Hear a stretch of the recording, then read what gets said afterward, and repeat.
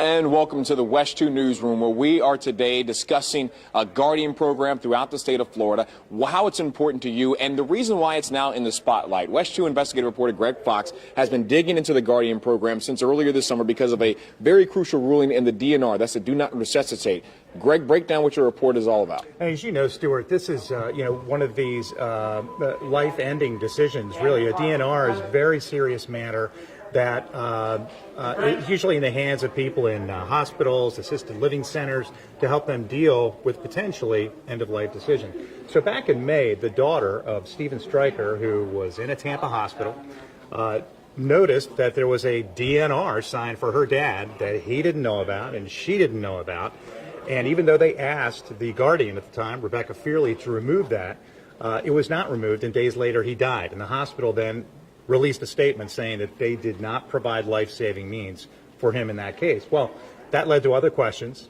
It led to questions in court by a local judge. She ended up revoking the many DNRs, more than 140, that Rebecca Fearley had signed, Stuart.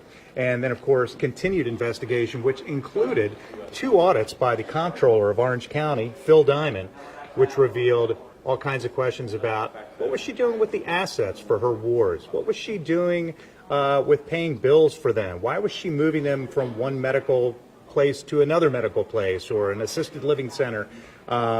What exactly was she doing and how was she profiting? And as it turned out, the investigation that continues now into Rebecca Fearley is, did she break the law in double billing Advent Health? Did she break the law in double billing her wards?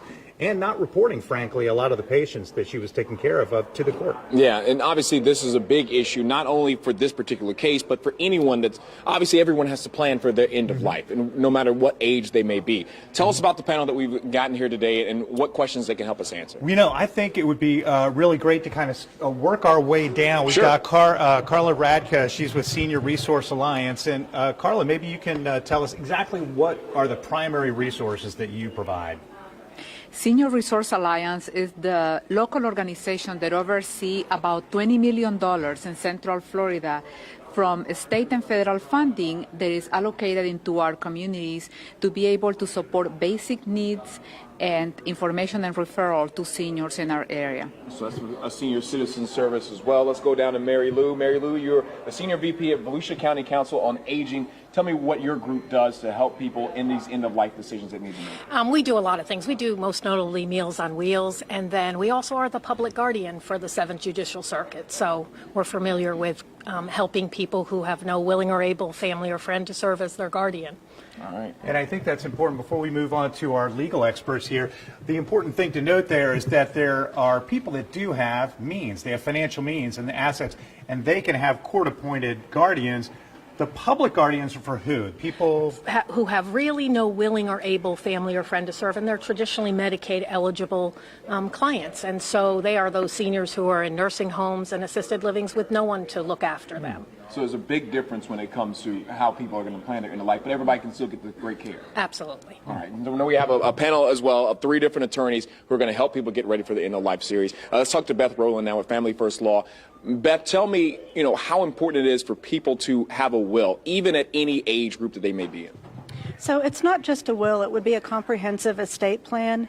And the reason from my perspective that it's important is because it can help somebody avoid the necessity of guardianship if they get to a point in their lives that they lack the capacity to make financial or medical decisions. Because they've already made the decision for themselves before that they would even get to that road as well. What are some of the biggest questions that you have, Geoff, from people as they are starting to make these plans in the beginning? What piece of advice do you always try to give them? I think what we run into most often is people coming in with misconceptions about thinking that, a will allows them to make decisions for a loved one, or thinking that they don't even need documents to make decisions for a spouse, or that their children can make decisions for them, which just isn't true. And unless you have these documents in place, you can very easily end up in a guardianship situation like Beth was talking about.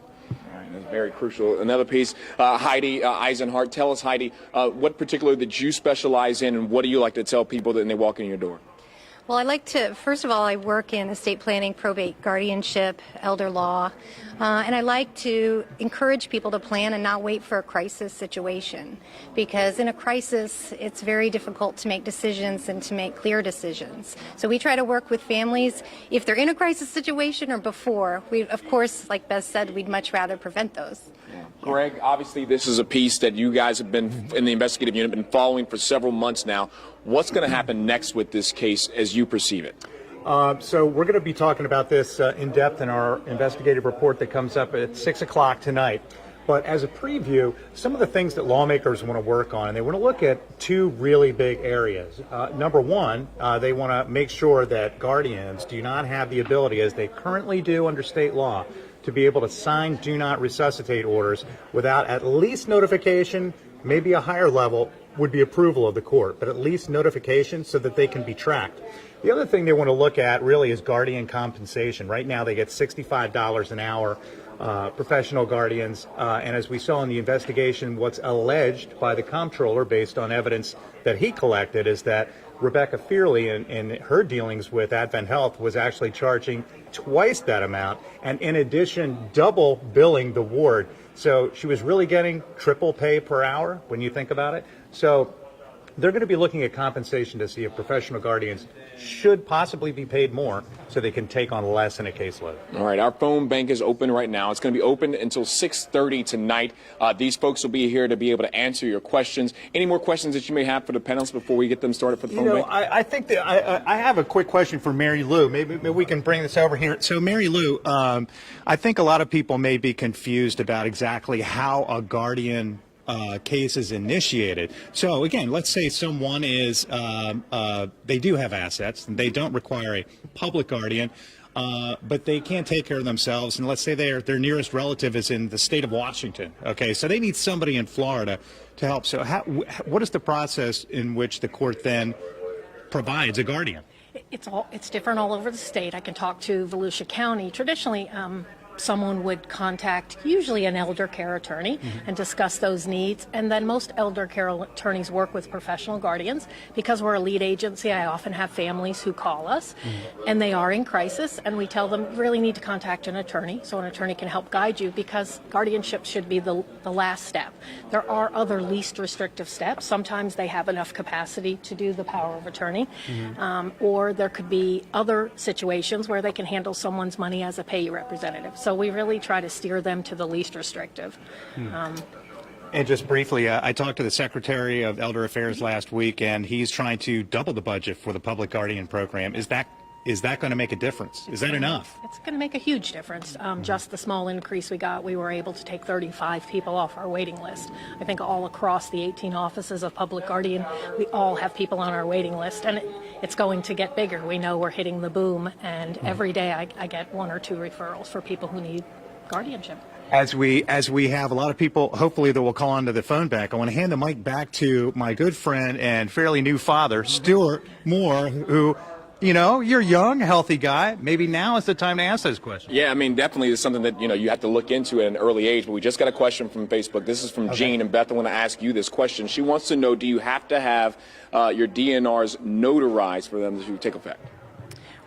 Well, when a guardian signs a DNR, typically in this jurisdiction, it's done with court approval, so we don't have to have anything notarized. They can take that certified court order directly to the facility and use it to sign the DNR. But the DNR forms are specific to facilities, and typically they are specific to any individual stay at the facility. So I could go to the hospital, sign a DNR, have whatever procedure I'm having, be discharged, and the next time I go back, I would need to sign a new DNR most likely. Okay, so it would change based off of whenever you're in the hospital as well. So now the number to call, as the phone bank is now open, is 407-830-9374. Greg, you've got a piece that's coming up at 4 o'clock, and you also have the main piece that comes up at 6 o'clock. What are people going to learn from these different stories? I think what I hope they're going to learn is that this is an open street for communication. Just like we're having a phone bank here, there are a lot of resources out there that people are just not checking with. And those resources are available. Now, there's a lot of question about whether or not Elder Affairs should be continuing to administrate over the Office of Public and Professional Guardians, or whether that should move into another agency. we have some experts that we're talking to in our story that you'll see at 6 o'clock, and they'll raise that question and present an alternative. All right, the ladies are walking into the studio right now to get ready for WESH 2 News first at 4. Of course, we're going to give you a live update from the phone bank if you flip over to the news, and we'll also have this going on Facebook. You can ask any questions. Our great panelists will be here to answer them, and if you can't get through on the phones, just keep trying. They'll be here until 6:30 tonight. We'll see you on the news coming up in just a